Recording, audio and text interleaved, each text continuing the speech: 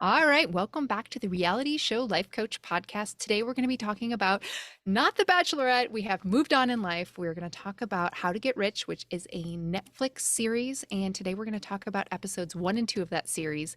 And with me today, I have special guest Rachelle Siebke. Rachelle, why don't you go ahead and introduce yourself? Thanks for having me, and thanks for being open to this pitch, which is completely different than what you're used to doing here. So this is super fun. I'm a money coach and a general life coach, and I work with life coaches and other creative, heart-centered, purpose-driven entrepreneurs. And they want to be smart with their money, but they still want to have a ton of fun. So they want somebody who's going to really show them those nuts and bolts and sort of handhold and walk with them. But I also really lean on they know more about their life and their business than I will ever. And so it's sort of this co-creation of how to live their best life, have the most fun with the money that they already have. And then from there, they can expand and grow into more of the life that they want to create for themselves. Yes, and that is exactly why I wanted to bring you on to be a co-host for this entire series. We're going to do 4 episodes to talk about how to get rich. Rachelle, you're going to be here every single week with us, and then we're going to bring on some random guests along the way, some other special guests to help us have additional perspective. But I loved, like when we talked a couple weeks ago, and you had mentioned that you really help people figure out do like put them in the driver's seat and figure out their way with money. That just feels so different to me than how you often hear people in finance talk about money. It's usually like, I am the expert and here, let me bestow upon you my master plan. And so I just love your approach to things, and I'm super excited to have these conversations with you. Yay, me too. So good. And I'm a huge fan of Ramit Sehti as well. So it's really fun for me to be watching this podcast series. A couple of my clients have texted me, my alumni clients especially, and they're like, oh my gosh, have you seen the series? I'm like, yeah. I was waiting to binge it until I was done with a different certification. So it was really fun to be able to watch it as we go. So I've only watched the episodes that we're going to talk about. So I think that's going to be really fun too. Yes, exactly. And so just a little bit about this series. So like Rochelle said, it's hosted by Ramit Sethi. He has a book called I Will Teach You to Be Rich. He has a podcast called I Will Teach You to Be Rich. And his philosophy is really that like you expend extravagantly on the things that you love, but you cut costs on things that you don't necessarily love or aren't as important to you, which I love. And so on the show, if you haven't watched it yet, he offers guidance to people who want to make over their finances. And he talks about designing a rich life and making money decisions aligned with that. So, what we're going to do on this podcast is basically pick up where Ramit left off. And I don't know about you, but like when I was watching it, I just felt like there was so much more that we could be discussing around the Mhm. things that we're seeing.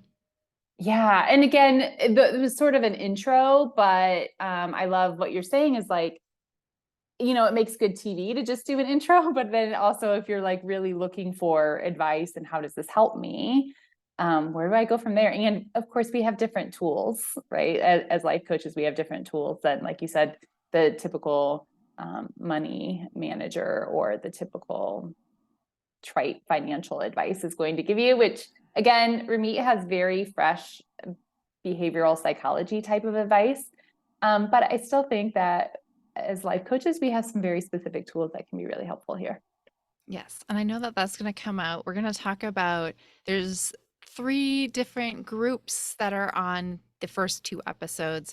We have Amani and Matt, there's Danelle and Monique, and then we have Natalie. And so we're just going to dive in and we're going to talk about each of these 3 groups and just kind of what we saw and what we think and kind of some additional insights, tools, etc. on what you might do if you were watching it yourself and wanted to learn more. So, well, Rochelle, do you want to kick us off with that first couple, Amani and Matt, and just kind of what you saw in their Yeah. interactions? So Armani and Matt. So Armani is the main breadwinner. She's 27. She's in sales. She's a high income earner, and it's variable due to commissions. Um, they avoid talking about money because it often will end in a fight, and we can see in the intro series there, her way of fighting is sort of like, well, if we're going to do this, I'm just not going to talk about it anymore. And it's a really interesting like couple study because it's a little bit of like the reverse gender roles that we usually see, which is when there's the male breadwinner and the female stays home, right? And again, lots of changes. We have many more stay-at-home dads now, which I think is a great thing. Mhm. But also the same sort of dynamics show up even when we reverse gender roles as far as like who's the breadwinner and who's the one who's staying home. And Matt really talks about, I really felt for him when he talks about like, I work harder than I ever have before, and I get less respect and less reward. Mhm. So Yeah. I really felt for him there. I also really felt um, I felt for Armani too, because I could see she was like, hey, I don't want to fight about this and I don't want to go there. And so I felt for her. I felt for him as he was like trying to talk and share and like be part of the solution. Um, and as somebody who like my main trigger wound in relationship is stonewalling, right? So stonewalling Mm. would be like when somebody shuts you off, like shuts down and won't continue the conversation with you. So I felt a lot for this particular couple. Yeah, I did too. I mean, this is the dynamic in my relationship. Like for last several years, I've been the main breadwinner, while my husband pursues his dream of writing a novel.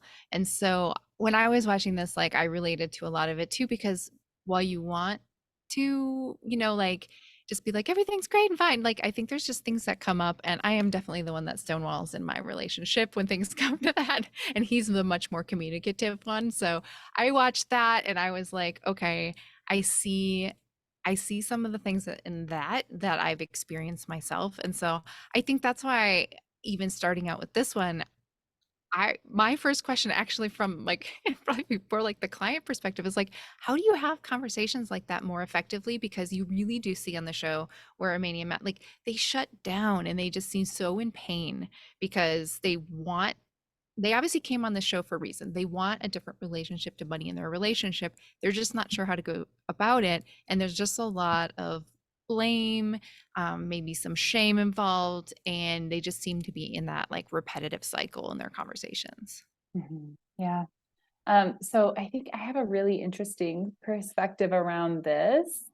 I sort of accidentally ended up working with a somatica coach. So I was in between relationships. So I wasn't looking for a dating coach or for anybody who is like a relationship or a marriage coach.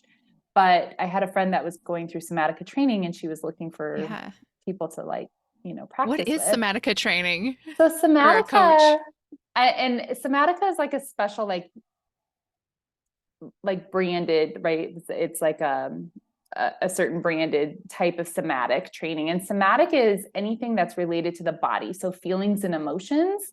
But also, somatica does a lot of um, intimacy and vulnerability. And so, one of the things that has been really fascinating for me is my somatica coach taught me this repair conversation. And I really like what she talks about here, where she says the most important thing is not about coming up with a solution. The most important thing in a conflict is letting the other person say what they need to say fully and then you validating them. It doesn't mean you agree with them, but it does mean I see you, I hear you, and I don't think you're crazy. Mm. So And like for, imagine like yeah, how that changes what you're yeah. willing to share. Yeah, 100%. I mean, I think about like a Mania and Matt, and just like if you were just thinking about from like her perspective, like hers would probably look like, I feel like I'm taking on everything. I feel like I'm the only one that's looking at the finances. I feel stressed about this all the time. I feel alone in this. And just to have him listen to say and just say, yeah, like what would his response sound like in the framework of of that conversation that you mentioned? Yeah, so I really hope that we get there with the series. I don't know where we're going to go with that. And again, we've just had an interview or like a overview at this point, so we don't know what their actual underlying things are. But I think this is the most important thing, right? When we really know what those underlying pieces are, then we can see people. And again, it is a very specific skill to sort of divide these columns and put them like, I see that you're worried about this. And I also see that this is not me that you're worried about.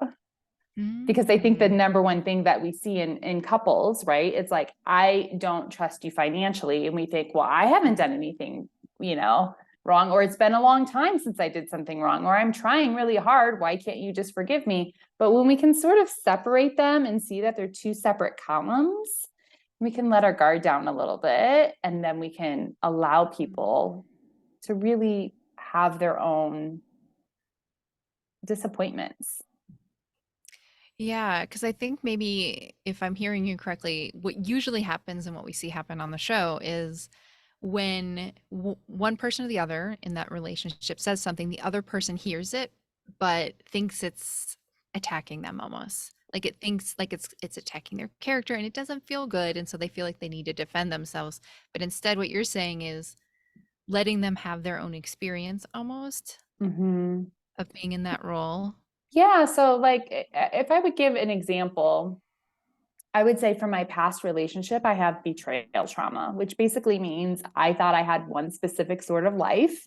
And then one day I found out not the life I have at all.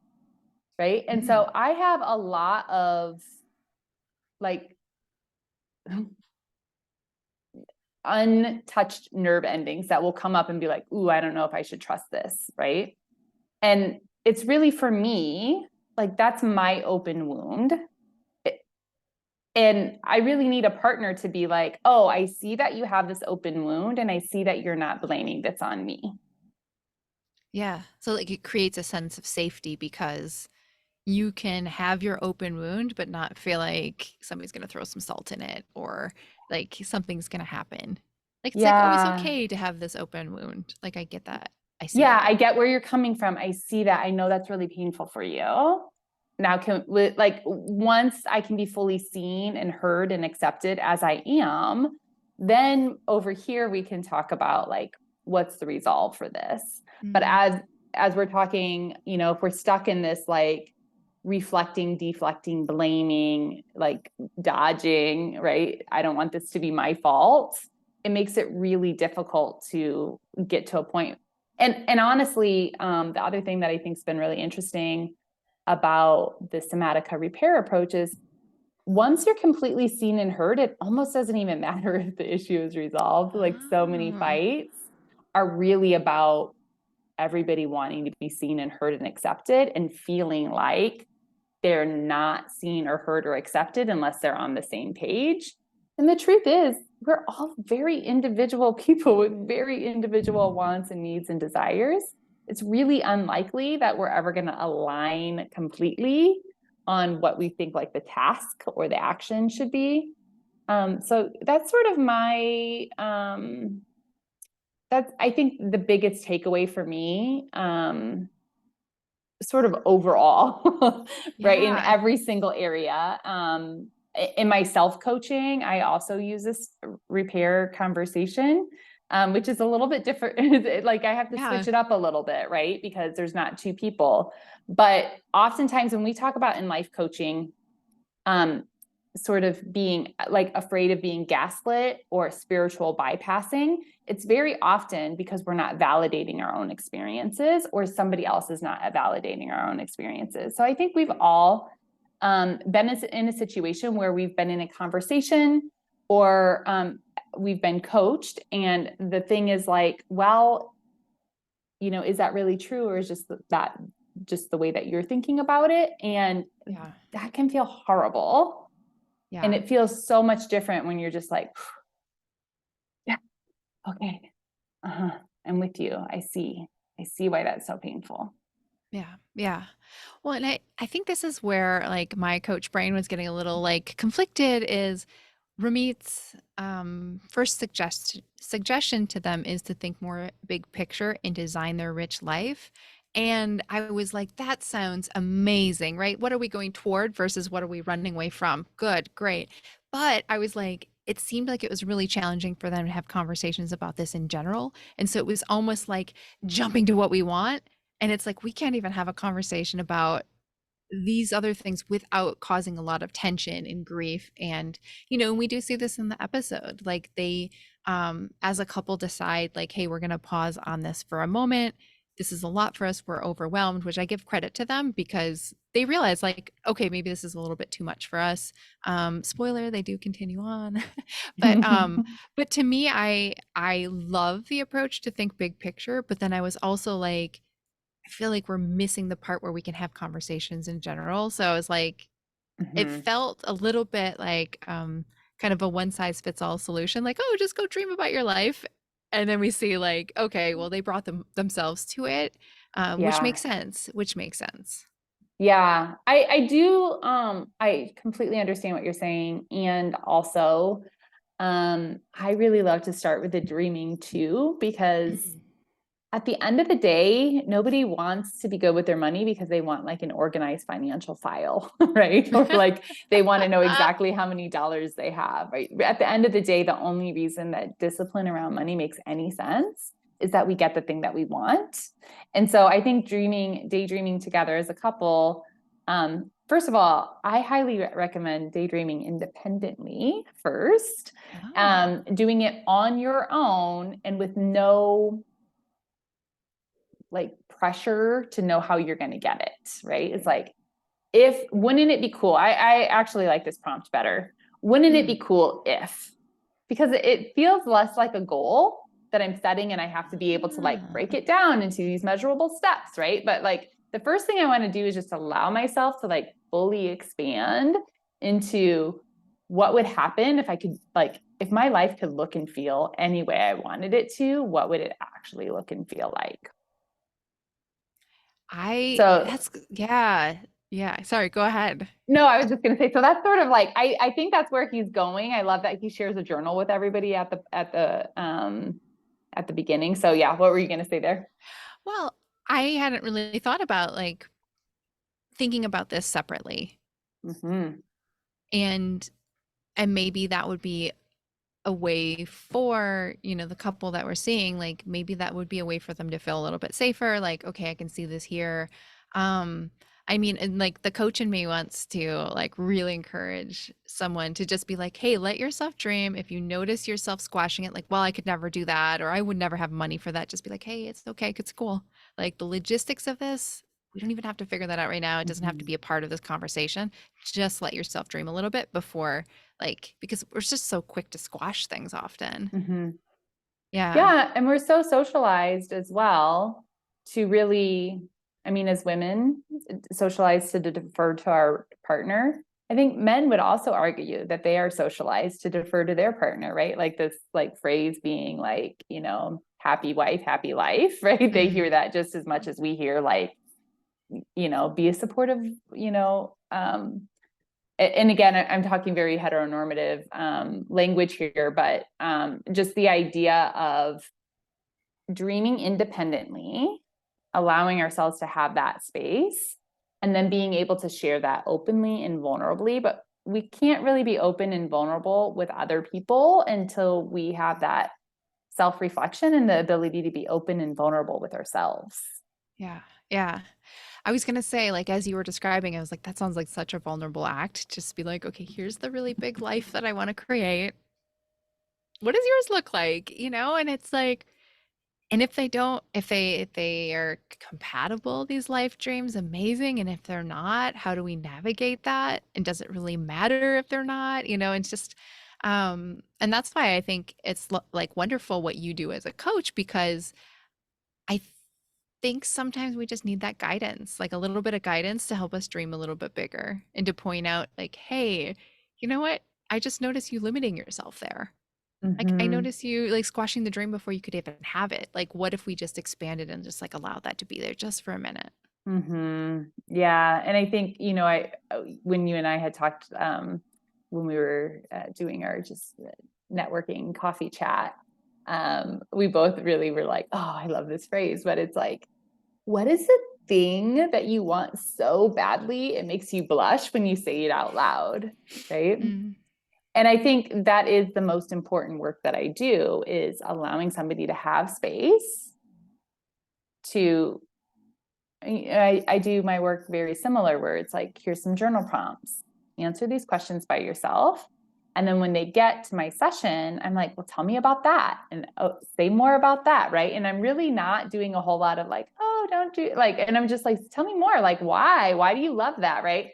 And it feels like this long girlfriend hour, right? Where we're just like talking and like expanding. And when we like leave the session, we're both like, we're like 10 times bigger, like our hearts are, have grown. But you're right. We don't have a lot of space in our lives, in our society, for big dreams and this is the thing that I love about your work too, that are not conventional. They're not the dreams Mm-hmm. that everybody has told us that are the things that make us successful. It's like, what's the thing that you feel like the floor should open up and swallow you if you say it out loud? What's the Ooh. thing that makes you blush? Like, that is the thing that we want to make sure that you're putting most of your time, energy, and money to, at least some of it.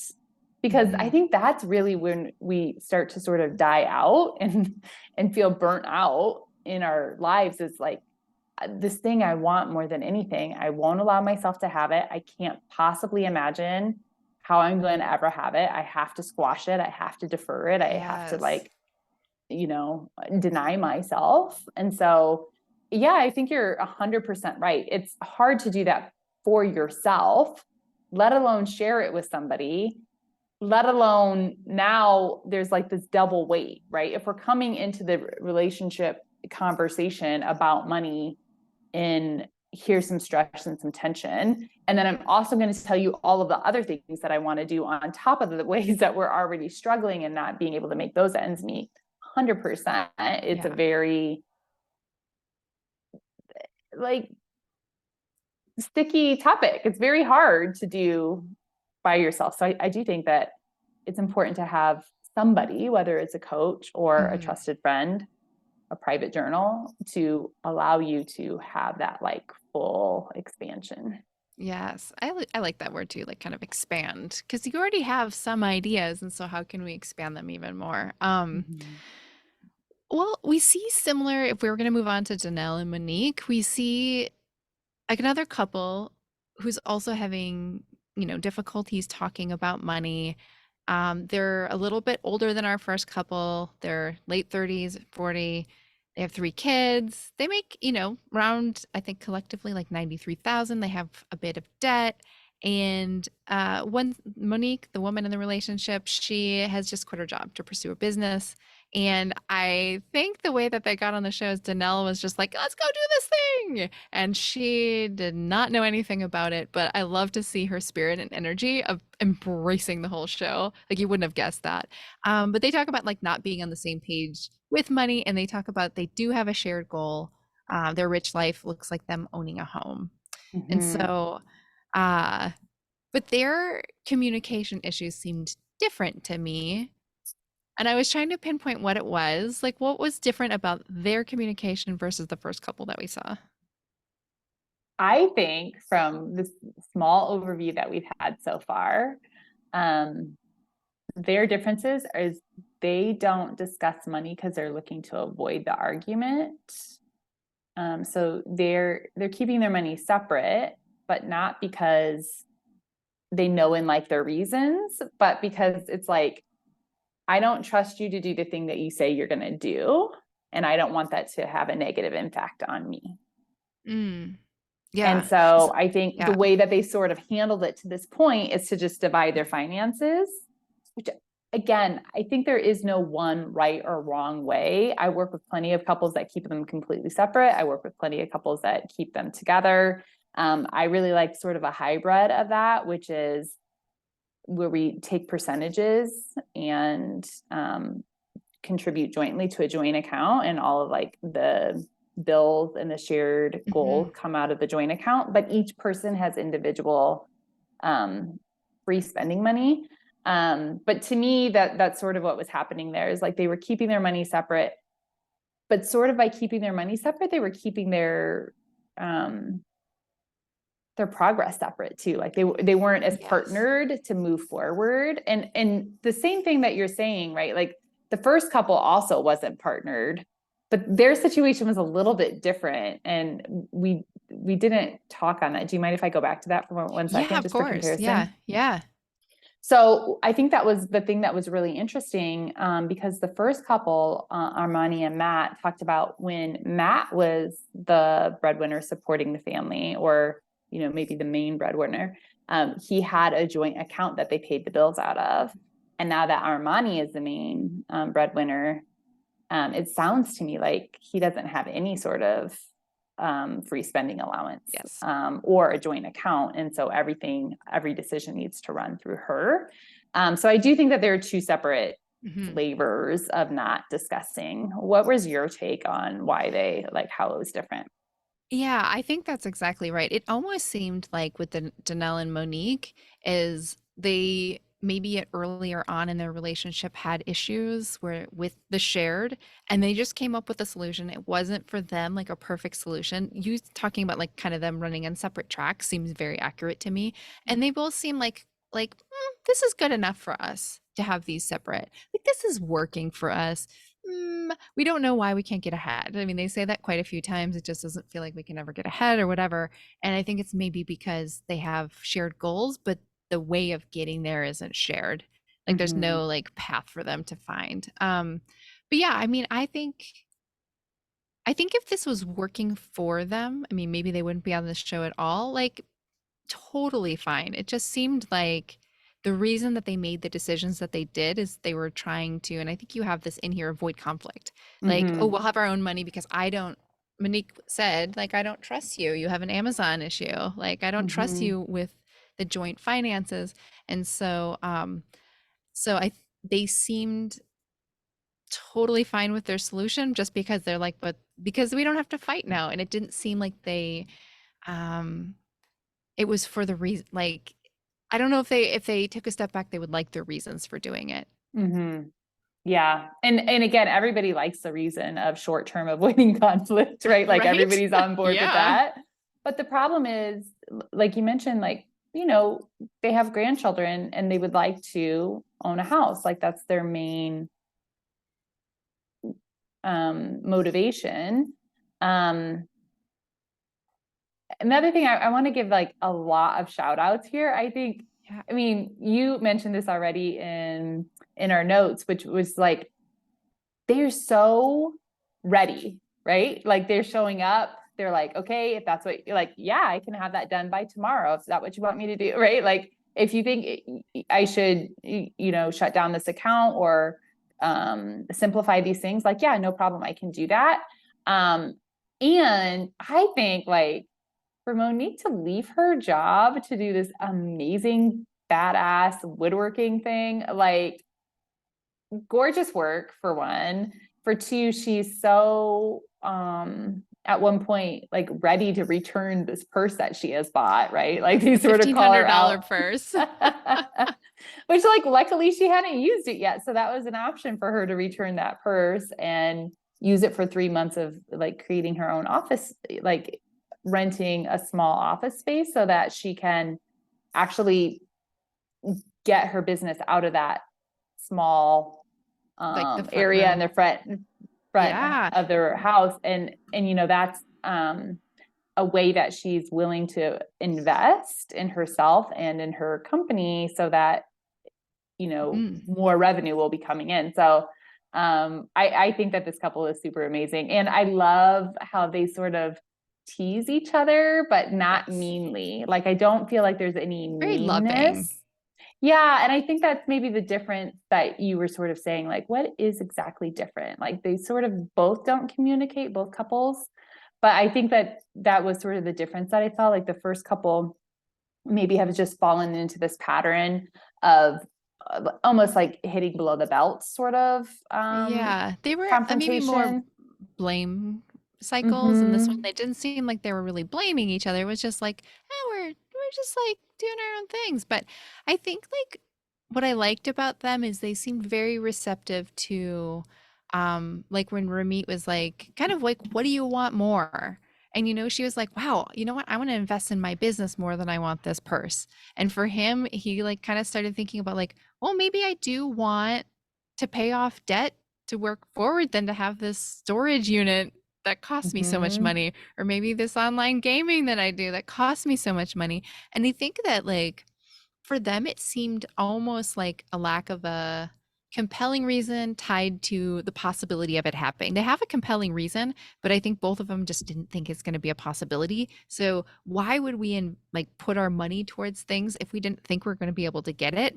I mean, we are human. Most humans, if they don't think a thing is possible, they're not going to invest time and energy into it. And I think that's where Ramit coming in and just being like, yeah, like, you know, here's a possibility, but there's also going to be a little bit of immediate pain when you don't get the things that you want, the purse, the new sneakers, and a hat or whatever he had purchased. And um so this is where I think you could just really see like two people that are ready and just needed a slight change of way of thinking about things in order to approach it differently. Yeah. I thought it was really interesting there too when they were talking about the video game habits, and he's like, I spend like 400 to 600 a month. And Rumi asked him, like, when you say 400 to 600, is it 600? He's like, yeah. But it's such a great example of lifestyle creep. Subscriptions are like, they know exactly what they're doing. These companies, when they have us sign up for subscriptions, they know that we're going to sign up, that we're not going to feel like compelled to shut it down because it's only $13. But when we Right. start looking at $13 by how many, also the other one, like I love the way he walks them through calculators. This is this, and this is this, and this calculation is going to do this for you. Because for me, I do the same thing with my clients. It's like, if we were to shut down this $13 subscription that you're not using and we put that towards your credit card instead, because you're not using it, look how much faster you're paying off your credit card. It's saving you this many dollars, and it's saving you this much time in months. Yes. So that you can, again, not so that you can have like this like award that you don't have a credit card debt, but like so that you can have your spending power back. Yes. Well, and I think they just needed to see the reason. They just needed to be like, oh, okay, when you do the math like that, it's like when we're kids, right? Why do I have to learn geometry? What is this for? But then if you can actually like put it on something and just say, okay, well, this equals that, suddenly it's not as compelling anymore to have that $13 subscription. If you love it and you're like, hey, this is paying for my Netflix, this is paying for my Spotify or whatever, keep it. But if it's just something that you're like, I'm just kind of, I don't feel like bothering calling up the people and canceling, that's worth looking at. And especially if you have a Mm, compelling reason to do it. absolutely. And so that's the other tool that I use with my clients is naming our savings, right? And so a lot of times people will come to me and say like, okay, my goal is to pay off my debt or save more money. And then like, great, right? It sounds like a good goal, but the thing is, there's no emotional connection to it. So what I Ah. would rather have you say is, I'm saving to go to Paris. This thing that makes me blush, I want it so badly, right? Whatever it is, even if it's I want to pay off my credit card so that I can make a trip to Paris, right? So I can make future plans, whatever those plans are for you. Having a named savings account or a named goal that brings up some sort of like emotion for you, it makes it so much easier to do the would you rather. Would you rather this or would you rather that? I love that because I don't know. I think about that like for my own business. It's like if I just made like an arbitrary goal, like, oh, well, lots of people say 100K per year or whatever. It's like those are numbers on a page. But once I like actually start thinking about like what's something that's meaningful to me to attach a goal to, it makes it so much more compelling to like show up in the ways that I want to and to Mm-hmm. just kind of invest in a different way. So I love that idea like of actually naming it, of actually putting something on it because and Ramit doesn't talk about this in the show, but I feel like it would very much align with like his idea of that rich life. Totally. And he does talk about automating savings a lot in his book. I don't know if he'll get around to that in the show. I did think this was interesting. They talked about multiple accounts and multiple credit cards. Um, in I'm sorry, I'm just like Oh, looking back at yeah. yeah, at Yeah. Danelle and Monique's scenario. And I really think the issue is less that they have multiple accounts and more that they don't know how it flows together. And so Remy actually asked them to like, hey, close this down. It's too complicated and complex. But in the system that I use, I actually do have multiple accounts because I take the money out of my main account and put it in automated savings. So my process is basically doing the Daring to Dream session every single year at the beginning of the year. Like, what's the thing that would be the coolest for me to do for myself this year? And usually it's some sort of trip, some sort of education, some sort of like home remodel. And then once I allow myself to just get really big with it, and then I'll select a couple main goals. And then out of each of those main goals, I'm like, okay, this is the dollar amount, this is the time frame I want to do it in, and now I'm going to automate. So let's say I have a trip that's $3,600. I know I want to do it in the next 6 months, so now I know I need to automate $600 out of my Mm. um, checking account in some way to a savings account. The beauty about that is like once I know that that's my goal and what I'm like, I don't have to worry about am I overspending in other areas because there's Yes. nothing in my checking account I can overspend. It's like gone before I can get there. Um, it's sort of forced scarcity ahead of time. So it depends how you want to look at it, right? Yeah. I think sometimes you can solve a problem with an action, and sometimes you do want to know like what your thoughts and feelings are about that. But for me, I find it to be easier to sort of do that automation ahead of time and then also like match Mm. my thought and my feeling to be like, actually, I'm really proud of myself for this. I'm really grateful that this is Yes. already like taken care of. So I just have to set it and forget it, and it's as good as clockwork. Like by the time June rolls around, I'm going to have money to do this trip. Yes, because that's something he doesn't really describe. I've watched now the first two episodes twice, and when he's just like, close down all those credit cards, my husband and I are looking at each other like, okay, but wait, why? Because, we're kind of the same way where it's like, okay, but if you know what the purpose is for each of these, it serves a purpose. The only thing I could think of is, well, you mentioned lack of flow, or if they're just you overspending, like if it's too tempting for them. He doesn't really give a description of it though. Yeah, 100%. And I think that's the other thing. It's really important to know yourself, right? If you do Yes. not trust yourself to not use your credit card, if you're not using it, shut it down. If you are like, hey, actually, I'm never going to use this credit card, but I'm just going to keep it open. It's better for my credit because I have more credit line available to me and I have a longer history of credit. Like all of those things are true for your credit score. But the most important thing is all of that goes out of the window if you use your credit card and you don't pay it off in full. All of those benefits are like out the door. So oftentimes we get this really trite financial advice that is benefiting the banks and not you. So we just want to be really careful about who's getting the best benefit out of the advice that we're getting. Yes. Well, is there anything else that you wanted to say about Danelle and Monique before we move on to Natalie? I think that's good. Yeah. Okay, so Natalie, have a really hard time wrapping my head around her situation. So she's this beautiful French woman. She lives in like LA, Beverly Hills area.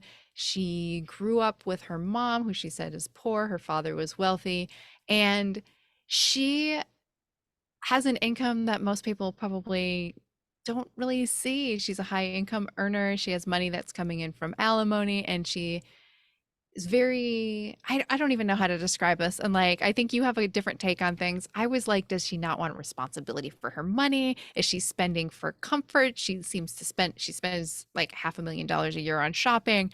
And I was like, just having a hard time with this because it really seemed like Natalie's daughter like nominated her for the show, and her mom's just like, yeah, okay, I'll go with it, dear daughter, you want me to do this. But I was having a hard time connecting with this, and I was hoping you could shed some light Yeah, and no, I perspective. 100%. I think anybody who watches it is going to, at least brush up against some like alarm or judgment, right? Because I again, did for sure.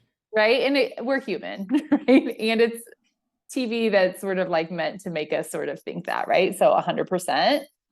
I actually think,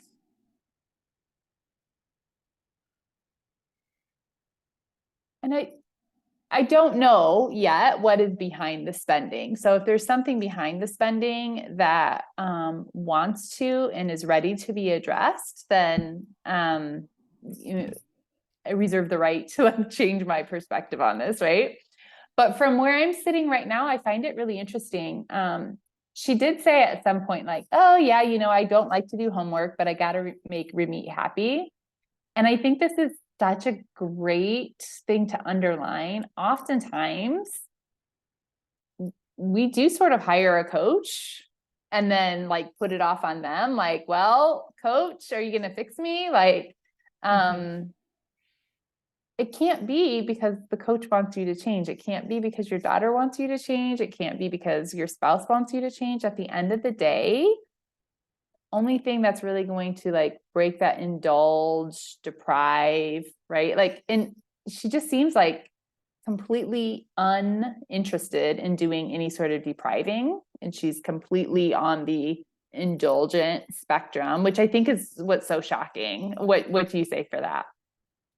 Yeah, I mean, I found it to be shocking because the amount of money that they talk about her seeing, I was like, that could set somebody up for a lifetime. Ramit mentions it being like potentially generational money. And I think that's what it is actually. Now that is you're talking is she doesn't seem like compelled to change. She's just kind of like, you know what, money comes, money goes, and doesn't seem to be much strife. She doesn't talk about any like rock bottom moment where she was out of money and she's like, oh yeah, once I had to borrow money from a friend, but seemed very blasé about it. I think, you had mentioned she kind of has this figure it out attitude. And I don't know, my husband and I were talking. I was like, she totally strikes me as someone that was just in the circles she runs in. If the alimony wasn't coming in, there would be some other arrangement that she would figure out that would keep her running in those circles and figuring it out. She doesn't strike me as somebody who's going to be like at some point shopping at Target and, Mhm. like not spending half a million in money. She would just figure it out. And so, um, I I think it's really her daughter that thinks that there's a problem. And you pointed this Yeah. out in our notes. And I really feel for her daughter, right? So like I do really feel for her daughter. She's worried. She's worried about her mom and it's probably, she's worried about her own tuition. Sometimes her tuition doesn't get paid or it gets to the point where they're like, oh, I don't know if I'm going to be able to pay for the college tuition, which has to be so frustrating when you're seeing how much money is going through in shopping and then like, hey, what about like this thing that I actually need Yeah. in order to like continue. So I definitely feel for that. And so I don't want to minimize that part at all. Um, and I also have to like give it to Natalie, like what a loving, nurturing, caring mom to be like, okay, babe, you want me to do this thing? Like, sure, I'll do it. I'll try it. If you want me to change, let's have a conversation. I think the daughter is also so supportive to say like, mom, you could totally do a business plan. You got this. I'll sit down Yes. and help you. I thought they had such a beautiful relationship. So I really appreciated that. Um, I think the thing that's fun for me is one of the conversations I have a lot with other coaches. Sometimes I will get people who will DM or respond to my newsletters and they're like, you know what? I just need to work on my scarcity mindset, or I need to have a more abundant mindset. I think this is very unique to the coaching world and probably the creative entrepreneur space as well. I asked actually my partner, the guy I'm dating, I was like, have you ever heard like scarcity mindset? He's like, yeah, from you. So it's definitely not like an average conversation that most people are having, but I just think that she's a great example of what people think an abundant mindset would be, right? Like they sort Yeah. of judge themselves for not having any like yeah, they sort of judge themselves for thinking like, I should have a plan and this money might run out. And to me, this is such a great example of what it would look like if you were just like all the way to abundant all of the time, You're like, which there's more is like money one of coming. the It's concepts. fine. Yeah. And it's so shocking to see. It's so different, right? It's so different than we, again, Very. have been extremely socialized. Like, you better save for a rainy day, or a rainy day. You could end up a bag lady. You could end up living under a bus or under a bridge somewhere in a van, right? Like, it's very like, shame on you and don't spend everything. And so I think, we really are so socialized to really sort of like put the fear of everything into us to not to overspend. And she's just such a like completely different end of the spectrum on that, that it's kind of fun to see though, in that. And this is why I think that I have a lot of entrepreneurs that I work with that judge themselves for having that risk tolerance. They're like, Mm. oh man, I'm so irresponsible. I'm just like impulsive and I just do the thing and then I have to like figure it out later. And I'm like, man, I think it's so incredible that you have this like risk tolerance to be like, I wanted to do this thing, so I did it. And now I'm going to figure out how to take care of it. And I really kind of see some of that thread in Natalie. Yeah. So I'm I kind of respect laughing it. because I'm like, oh, that's me. I'm like, I'm always just like, figure it out. I mean, it was from a very early age. I was like, um, I didn't have the money to like study abroad. So I was like, I figured out how to work abroad and I was like, I have $1,000. I'm going to move to Ireland. It's going to be amazing. And I remember my friend just being like, well, what if it doesn't work out? I'm like, that didn't even occur to me. And I was like, oh, it's just going to work out. And it did. Right. But like, I like that you said that it's easy to judge yourself for that because we think we should be like more measured and more planned. And my approach is just I mean, like it's just my approach and it like kind of works for me, but there's also a lot of other approaches that work for other people and it really is like a risk tolerance thing. Like if I was activated all the time around it, like it wouldn't be working for me. Yes. And So, I think that's the thing that really shows up here, right? Like, we would totally be activated to see that much money moving out of our accounts. So when we right. watch it, we're like alarmed, right? But, and again, I'm not saying that there shouldn't be some changes if they're in alignment with her and they're what she wants. And if she's overspending from some sort of armored position and Mm, it's hurtful for her, then for sure, let's talk about that. For sure, let's give her daughter some comfort and peace of mind. She would love to have that, like all of those things. But I just wanted to play a little bit of devil's advocate on yeah. that spot, because I think so often, especially as women, we're really trained to see the other thing, which is like, well, you'll never know when you're going to see that money again. Right. Yeah, and I mean, I do have to say there must be something that her daughter is concerned. Like she's obviously seen a lifetime of her mom's coming spending, and so there's obviously some reason that she's reacting to her mom in the way that she is. Maybe we'll see more of it on the show, maybe not. But yeah, it is I love the diversity and the experiences that we're seeing here because they're all very different, but I think it's like we can find something of ourselves in almost every single one of these stories that you can pull from and just be like, oh, I Mm-hmm. mean, all of them are invited to think about your rich life. I think we could all do with thinking about that on a regular basis. They're all invited to just be more mindful of it and just being more aware of what's happening. And so um, that's what they have in common, but there's just a lot of situations, like different situations that we were seeing. I have to say too, one of the things that I really respect and admire about Ramit is that he is, friends with the Tim Ferrisses and the Marie Forleos, and um, it has held out and not started a podcast until the last couple of years, because he was like, I don't want to just put out another podcast that people can get anywhere. So he really waited until inspiration struck, that he was like, this is the thing. And his podcast is amazing. It's called I Will Teach You to Be Rich. And it is real couples, real numbers, real problems. And we very rarely get a peek at any of that. And so often I will gift his book to my clients, and I will often suggest that they listen to the podcast with their partner. It's a great way to have a discussion about somebody else's money, right? It's like you can talk about the things that matter to Safe. you, but a little bit distant. So there's a little less triggering happening. Yes, I love that. I love that advice because, yeah, it's not your money, it's not your situation exactly. So it's a little bit safer to have those conversations. So, Mhm. okay, I feel like we could talk forever, which is good news that you'll be on the next 3 weeks on here because we have way more to talk about. But if somebody wanted to find you today online, where would they go looking? Yeah, so thanks for asking. I also have a very short podcast. It's called Profit and Flow. It's currently on Spotify. It's money in minutes for life coaches and other heart-centered entrepreneurs. So all of the episodes are between 5 and 8 minutes. I ask a short question, I give a little bit of teaching, and then I talk about how you can do it yourself or how you could work with me as your one-on-one mentor to do it. So that's a really fun, easy way to get in there and get some like quick money minute fixes. And the other thing that you can do is go to RachelleSiebke.com.